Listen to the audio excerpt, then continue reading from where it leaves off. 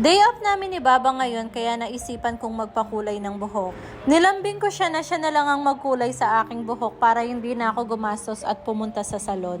Napaka-supportive talaga ng asawa at habang kinukulayan niya ako, ayan naman si Adam at niyayaya ang baba niya na maglaro daw sila. Pagkatapos niya akong kulayan, bali 30 minutes lang at pwede na itong paliguan.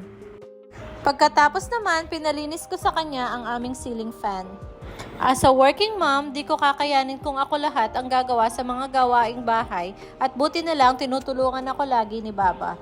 Aba, sabi ko sa kanya kung di niya ako tutulungan, hindi kakayanin ng katawan ko na pagsabayin ng trabaho, gawaing bahay at ang pag-aalaga kay Adam. Pagkatapos maglinis ni Baba, lumabas kami para bumili ng iilang damit na susuotin namin sa Morocco. Tigi-isa lang ang binili namin dahil sabi ni Baba sa Morocco na lang daw kami bumili at mas mura doon. Pagkatapos naman, kumain na kami dito sa food court bago kami umuwi. Next day, pagkain ulit ang nasa isip namin kaya siguro lumalaki kami ng ganito. Sabi ko kay Baba, kumain naman kami sa labas at nakakaboring na dito sa bahay.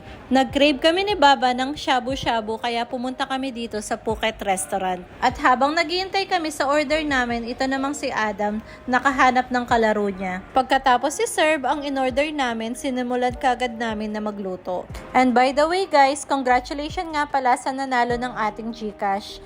Thank you Yang kasi lagi mong sineshare ang mga video namin. Keep sharing our videos, baka kayo na ang next na manalo ng GCash. And after few minutes, dumating na din ang aking best friend na si Ocha.